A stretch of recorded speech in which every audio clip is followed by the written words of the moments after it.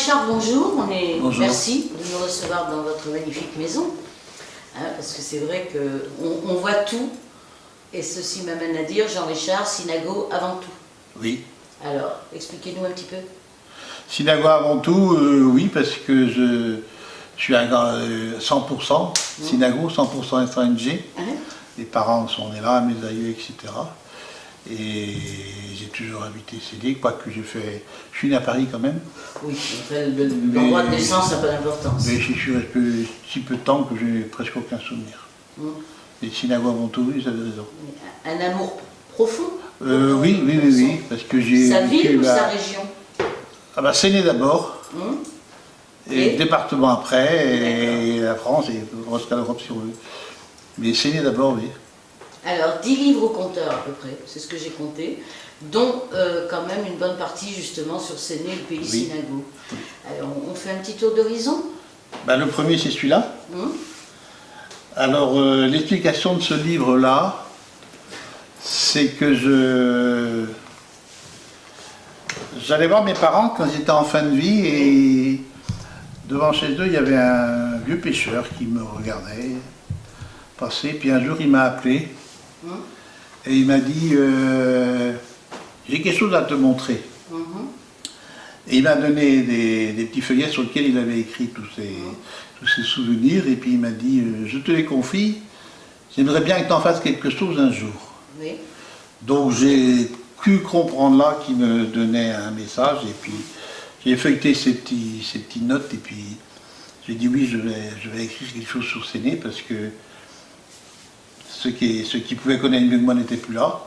Et comme j'ai une bonne mémoire et que j'ai toujours aimé lire, ma maman m'a toujours forcé à lire. Puis il me dit, ben, je vais écrire quelques feuilles. Et puis j'ai sorti ce livre-là, Au pays des Synago.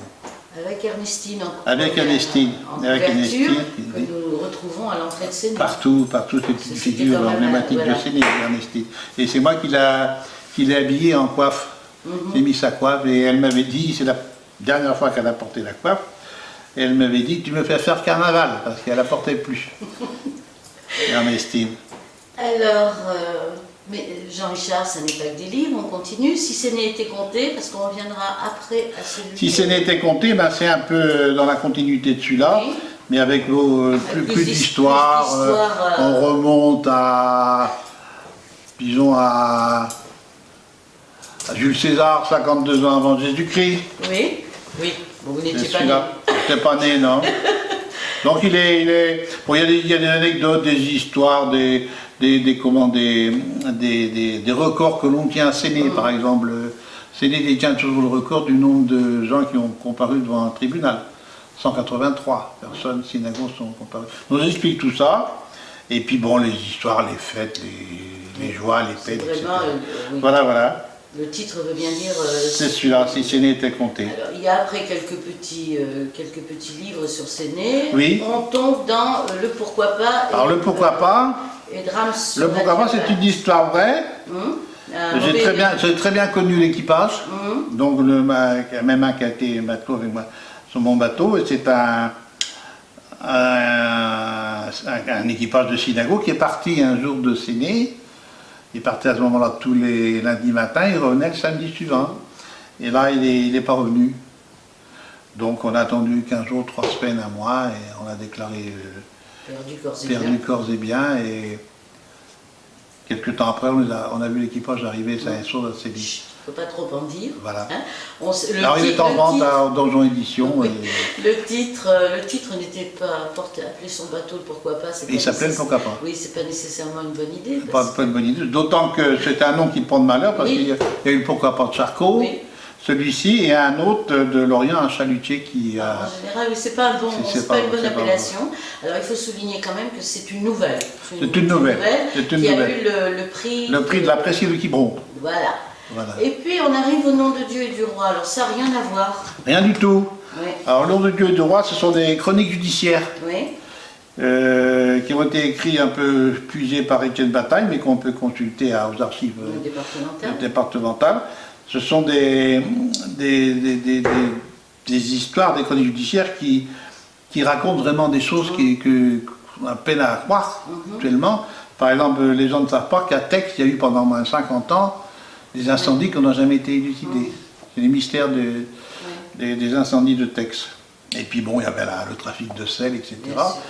Et à ce moment-là, à cette époque-là, il était préférable d'avoir affaire à la justice du roi qu'à la justice de l'évêque. Oui.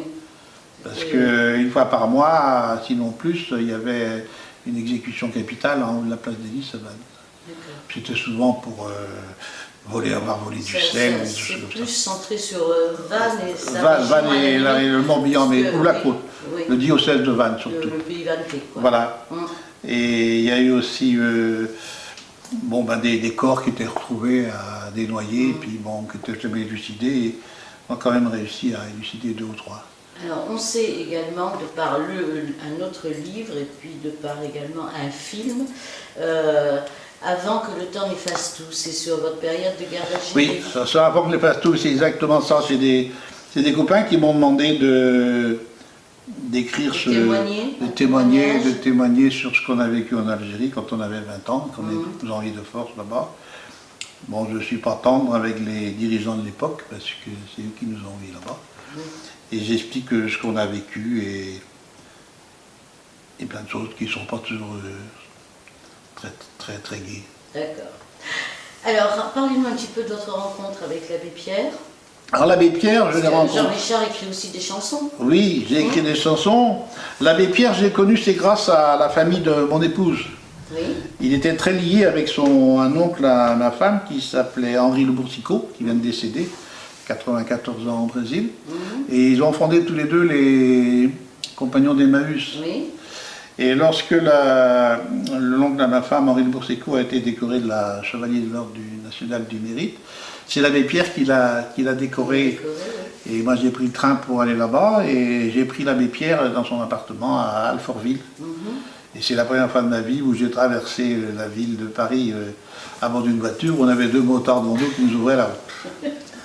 Ça aide. Donc l'abbé Pierre a préparé son discours, moi j'avais fait un discours aussi pour rendre hommage à Henri Le Boursicot. Ouais.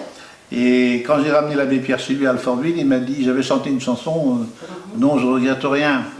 Et l'abbé Pierre m'avait dit, tu te sens bien mon gars, tu vas apprendre la musique. Je lui ai dit, mais j'y connais rien. Il m'a dit, c'est pas trop tard, t'as qu'à apprendre le solfège et nous offrir un CD Compagnon d'Emmaüs. Donc c'est un défi qui m'a lancé, et puis comme j'aime bien relever les défis, en arrivant à la maison, je me suis inscrit pendant 1 an au cours de musique à Vannes et je me suis mis à écrire des chansons et à jouer la musique. Oui. Alors, quels sont les projets de Jean Richard? Les projets actuellement, c'est en écriture, vous voulez dire? En écriture, en tout du reste. Mais en écriture, je viens de terminer un livre qui raconte mon combat contre la Banque Société Générale, qui a duré 15 ans. Ça, on n'est pas obligé de citer le nom de la banque, mais bon, Oui, on va dire contre un établissement financier. Un établissement financier où je suis sorti vainqueur. Pourtant, on m'avait bien dissuadé en me disant que c'était le pot de fer contre le pot de fer, mais bon, comme je suis breton et têtu, j'ai dit je ne lâcherai pas le morceau et j'ai bien fait. Donc je vais écrire un livre là-dessus, que le titre, ça sera Banque et banqueroute, parce qu'ils ont amené un de nous quand même à déposer le bilan. Et l'autre projet, c'est suite à la visite de ma petite fille aux archives allemande de Fribourg en Allemagne, parce que la Wehrmacht ouvre ses archives après 70 ans. Donc elle m'a ramené 200 ou 300 documents qui seront inédits et que je mettrai sur un livre. Voilà. Ça sera puis, le titre. toujours le voyage. Alors le voyage, l'Antarctique au mois de janvier, 15 jours à bord d'un brise-glace et 15 jours à remonter de la Terre de Feu jusqu'à Buenos Aires. J'ai jamais eu l'idée d'écrire des carnets de voyage. J'ai l'intention d'écrire un petit bouquin, enfin de prendre des notes sur tout ce qui va se passer là-bas. Et au mois de mai, je vais me rendre en Algérie sur les lieux où j'ai fait, vous avez fait votre cette guerre-là. Et là aussi, j'ai écrit des notes. D'ailleurs, il y a beaucoup de camarades qui m'ont dit on peut prendre la victoire, mais prends des photos, prends des notes, et puis tu nous expliqueras tout ça autour. Eh bien, on attend. On attend. Ça va je venir. terminerai en disant Jean Richard n'écrit pas, il raconte. On en a la preuve. Voilà. Merci. De rien.